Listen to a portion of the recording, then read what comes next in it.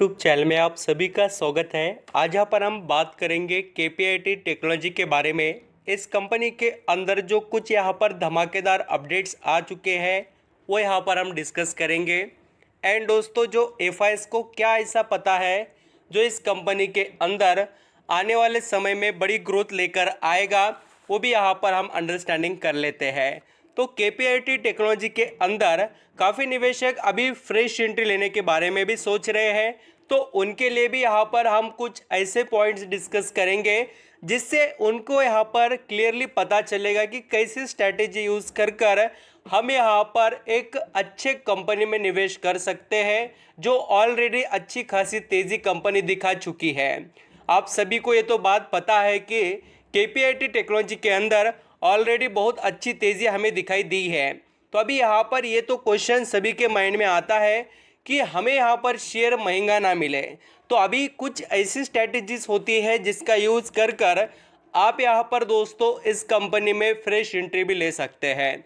And बहुत से निवेशक ऐसे हैं कि इस कंपनी में मल्टी बैगर रिटर्न कमा कर बैठे हैं, तो उन्हें भी यहाँ पर ये क्वेश्चन आता है कि प्रॉफिट बुकिंग करे क्या, और टाटा टेक्नोलॉजी जो आ रही है यहाँ पर मार्केट के अंदर जो आईपीओ लेकर, तो उसका इम्पैक्ट इस कंपनी पर कितना होगा। ये जो सभी के डाउट है ना, उसके बारे में मैं आज यहाँ पर डिस्कस करने वाला हूँ। थोड़ा अच्छे से अंडरस्टैंडिंग करना आप सभी को स्टेप बाय स्टेप वीडियो देखने के बाद डेफिनेटली दोस्तों ये तो पता चली जाएगा इस कंपनी के अंदर जो आपके क्वेश्चन थे उसके बारे में। तो चलिए स्टार्ट करते हैं। वीडियो अच्छा लगे, मेरे एफर्ट पसंद आए तो लाइक सब्सक्राइब करना, कमेंट बताना कोई क्वेश्चन क्वेरीज आपके माइंड में केपीआईटी टेक्नोलॉजी से रिलेटेड यहाँ पर हो तो।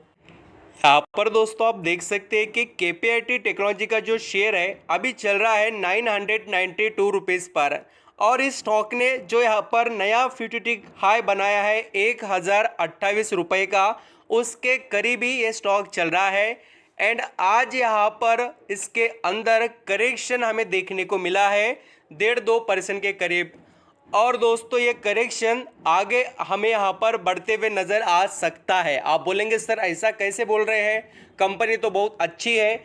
बट दोस्तों एक बात याद रखना, कितनी भी कंपनी अच्छी क्यों ना रहने दो, उसका फंडामेंटली स्ट्रॉन्ग परफॉर्मेंस रहने दो, बट उसके अंदर एक ना एक दिन प्रॉफिट बुकिंग होती है, और वो प्रॉफिट बुकिंग ही आपको खरीदारी करने का मौका देगी। बिल्कुल सही कह रहे हैं यहाँ पर आप। ज़रूर ये बात को याद रखना और अंडरस्टैंडिंग करना कि आप फ्रेश एंट्री ले रहे हो तो थोड़ा रुकिए, क्योंकि अच्छा खासा 5-10% के ऊपर करेक्शन आपको दिखाई दे तो ही इसके अंदर खरीदारी करना। और टॉप टू यहाँ पर परफॉर्मेंस जो लेवल्स होता है टॉप लेवल का, वहाँ से स्टॉक जल्दी ही यहाँ पर हमें करेक्शन में देखने को थोड़ा बहुत मिलता ही है, क्योंकि यहाँ पर जो लोग पोजीशन बेसिस पर खरीदारी कर कर बैठे हो या अच्छे खासे प्रॉफिट में है, वो निकलने की कोशिश तो करते हैं नया 52 हाई बनने के बाद। ये हो गई देखिए फ्रेश एंट्री लेने वाले जो निवेशक के लिए एक ज़बरदस्त यहाँ पर परफॉर्मेंस किस तरीके से रखना चाहिए स्ट्रैटेजी। हो सके उतना करेक्शन के अंदर ही बाइंग करनी चाहिए। अच्छे क्वालिटी कंपनीज में आप लॉन्ग टर्म का निवेश कर रहे हैं तो ये आपके लिए अच्छा खासा यूज़फुल स्ट्रैटेजी साबित हो जाएगा। अब बात करते देखिए कि एफआईएस को ऐसा क्या पता है। उससे पहले मैं आपको इस कंपनी के कुछ बिजनेस स्ट्रक्चर के बारे में बताना चाहूँगा। ये समझना ज़रूरी क्यों है, क्योंकि आपको तभी पता चलेगा कि एफआईएस क्यों इस कंपनी के अंदर यहाँ पर बड़े धमाके मचाने वाले हैं। आप जैसे कि देखेंगे दोस्तों, आपको यहाँ पर पता है कि केपीआईटी टेक्नोलॉजी करती क्या है, नहीं पता है तो मैं वो भी बताता हूँ। देखिए KPIT technology leading software integrator company है, और सॉफ्टवेयर क्यों दूसरे भी बहुत से डिज़ाइन वगैरह और ऑटो इंडस्ट्री से रिलेटेड बहुत से काम ये कंपनी करती है इंडिया के अंदर और अदर कंट्रीज़ में आल्सो। एंड इसका जो अगर आप यहाँ पर रेवेन्यू देखेंगे जियोग्राफिक एरिया के हिसाब से, तब आपको पता चलेगा कि इसके अंदर जो यहाँ पर धमाके क्यों होने वाले हैं। देखिए यूएसए से इसका 39% रेवेन्यू आता है।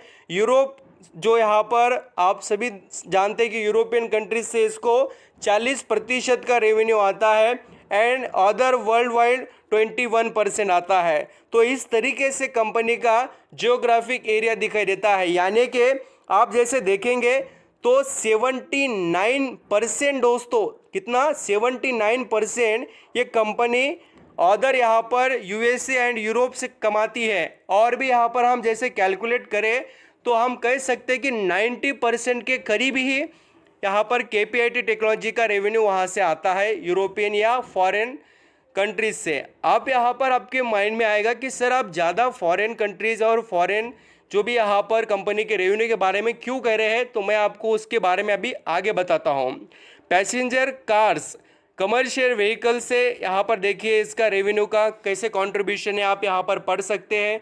पैसेंजर कार के बिजनेस में ये कंपनी 74% कमाती है, कमर्शियल व्हीकल में 24% और अदर्स में 2%।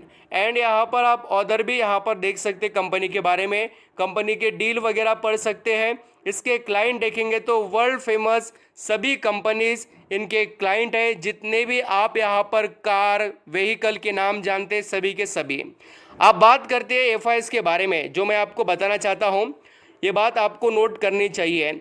अभी ऑब्जर्व करिए दोस्तों, ये जून 2022 में जो यहाँ पर एफआईएस का स्टेक था कितना था 15.99 यानी 15%, 16%, वो बढ़कर कितना हो गया सितंबर में 16.89 और फिर वो दिसंबर 2022 में कितना हो गया 20.30।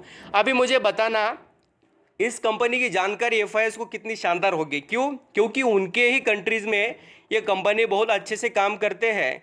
और आप सभी को ये पता होगा एफआईएस जब यहाँ पर निवेश करते हैं, ऐसा नहीं कि उन्होंने निवेश किया है बोलकर हम कर रहे हैं, ऐसी बात नहीं। सिर्फ मैं एक आपको बात बता रहा हूँ कि इस कंपनी का जो बिजनेस स्ट्रक्चर है वो यूएस या अदर कंट्रीज से ज़्यादा है, तो एफआईएस को इस कंपनी का नॉलेज सबसे ज़्यादा ही होगा। एंड आप यहाँ पर और देखिए दिसंबर के बाद में मार्च 2022 में भी देखना, वो 20% से डायरेक्टली 23% स्टेक कर देते हैं। तो लगातार आप यहाँ पर देखेंगे तो पिछले यहाँ पर 4 क्वार्टर में 8% से ज़्यादा का स्टेक खरीदा गया केपीआईटी टेक्नोलॉजी के अंदर, इतना महंगा शेयर होने के बावजूद भी। ये बात सबसे इंटरेस्टिंग है।